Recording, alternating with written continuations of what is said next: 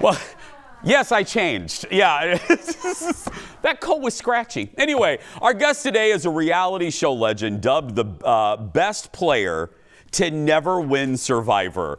Rob Cesternino is now a hugely successful podcaster and author. His new book is called The Tribe and I Have Spoken. It's the ultimate unofficial Survivor book for fans, and it comes out next week. Audience, please give it up for Rob. Wow. Hi, buddy. Hey, Jason, thank you. That was incredible. Well, thank you for being here. Rob, can I tell you, you have better lighting than I do. Look at that lighting, my friend. Yes, I don't need Eric to make me look good. I love it. I need more than that. I need more than Eric. Shout out to Eric. He's great. He's great. Let me ask you. Let me start at the beginning. Or actually, what is it about shows like Survivor? Because the producer just told me in the break that you are so well versed on why shows like Millionaire and Survivor changed television, and I could talk to you about that for decades. But narrow it down for me. What was it about those two shows in particular that you think captivates us?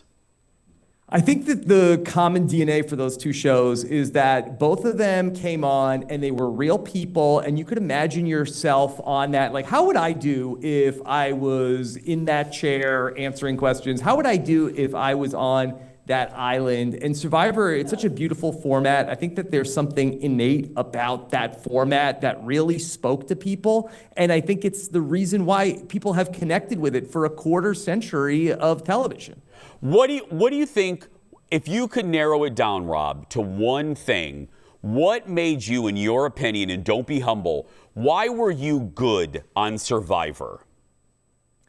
I think I always looked at Survivor from the perspective of what it was like to be a person watching Survivor. That's how I connected with the show. And so I think I always had this understanding of what the fans are looking for. And so I think that really did help me with how I played the game on these shows. And then also it really helped me build a career out of talking about these shows as well.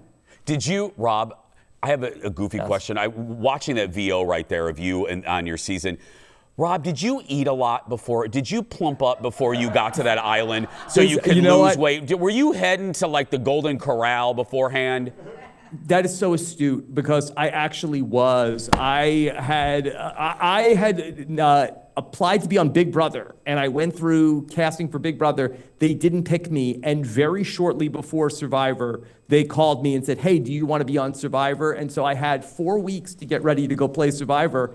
I had never really picked up a weight in my life at that point, and I said, hey, I'm just going to go and eat chicken nuggets and drink weight gainer milkshake, because I'll be less likely to die if I come in with the reserves on me. Whether it's listeners to your podcast, which, by the way, let me just give you a compliment right off the bat. In a very crowded space, it's very hard to break through, and you do such a great job. So congrats. Your podcast is tremendous. Thank you. What do people, and we're going to get to the Traitors a little bit later, what is a common question that you get asked? Because if Survivor fans, you know this, they are loyal, man, and they are serious. What do you get asked about the most? Everybody just has their own opinions of the survivors and who's the best, who's the favorite, what does Survivor need to do differently. Everybody is like a Monday morning quarterback, where it used to be that people used to just talk about what happened on the show, but I think everybody has now their own hot takes about what Survivor needs to be doing to fix the show. Oh, so everyone wants to be a producer is what I'm hearing. Yes. Everybody's so smart. Everybody's a pundit now, and everybody has their own takes of what Survivor needs to do to be better. Okay. Well, maybe this is too big of a question for 30 seconds, but let me just ask this. If you were the executive producer, is there one thing that does drive you crazy that you would change?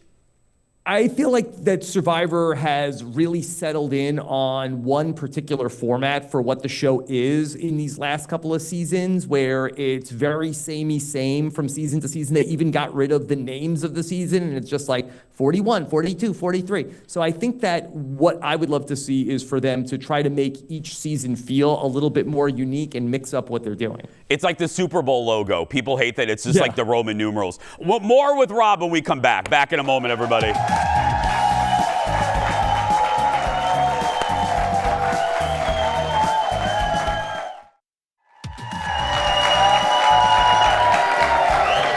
Welcome back, everyone.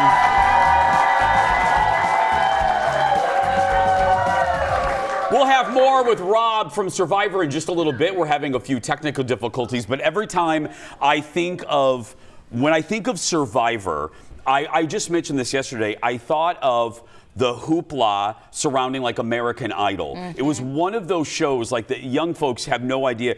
I remember when it premiered on CBS. I had just started in this building. I was an entertainment producer, and I remember watching. It was unlike anything on television. You had never seen anything like it. No, and it's crazy that all these years later, people still get so invested. It's like their Wednesday night. Like I have friends that get together every Wednesday night still to watch it together. I went to my niece's graduation party 2 years ago, and a Survivor contestant was there, and I didn't know, and I just saw everyone at this party gathering around one woman, and then I took a photo and sent it to my group chat. I'm like, who is this? They're like, what? Why is she at this graduation party? And I was like, I don't know. I'll get a picture. It was like Meryl Streep was there. It was celebrity sighting. So okay, so we have the audio, but we do not have video. So you know what? Fallon and I do radio sometimes. I can do an interview without seeing somebody. Yeah.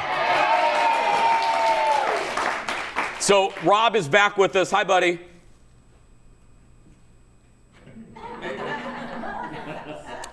Or now we have him, Rob. No. yes, Jason. Stay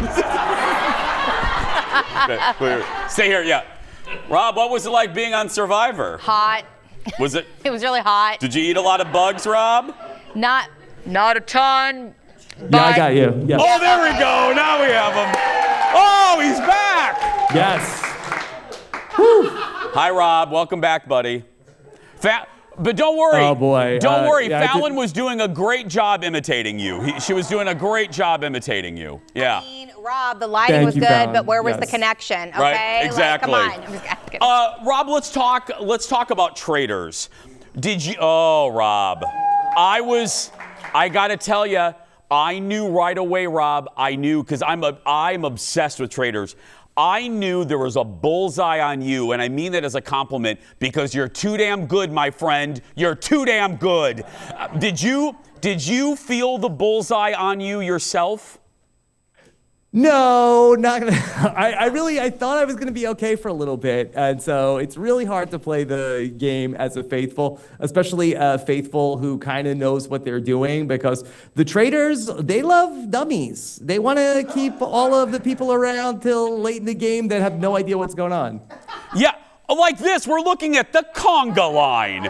And Rob, were you still, I can't remember, Rob, were you still around for the conga line?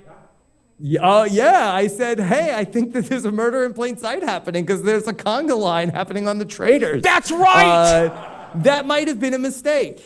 I know. Okay, we talked about strategy for Survivor. For the Traitors, because they're getting ready to do a normal person Traitors. And if NBC does that again, what do you think is the key to being a good player on that show if you are a faithful and if you are a traitor?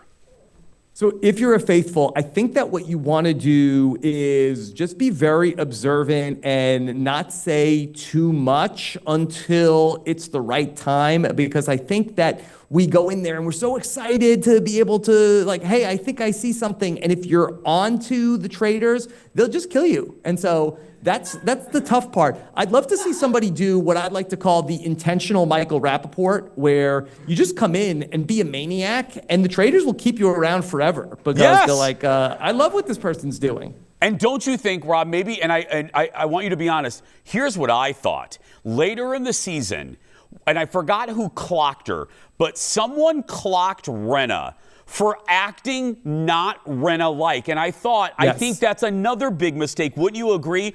Don't not be yourself. That's not a great sentence, but don't hide be yourself, because Rinna wasn't herself because she tried to back up into the, not make waves. And I think that was a mistake. Yeah, the Traitors are going to try to keep a low profile. So if you're somebody who's a big personality and all of a sudden you're shrinking a little bit, I think that that's another tell that people can have that you are one of the Traitors. Well, I appreciate it so much. Again, I'll end with a compliment that I had. The podcast is great. I can't wait to get the book. The Tribe and I have spoken out Tuesday. Rob, thank you, my friend. The best to you. Yeah, thank you so much. Appreciate you being here, and great job with dealing with my technical difficulties. Oh, it's no problem. Bye, buddy. Thank you so much. Bye. Again, his book, The Tribe and I Have Spoken, comes out May 5th. And grab a copy and listen to the podcast. It's called Rob Has a Podcast. Very easy name. Wherever you get your podcasts, like and subscribe. Good guy. Yeah, seemed very nice. I like how honest he is. Very honest. We'll be right back. Stay with us, everybody.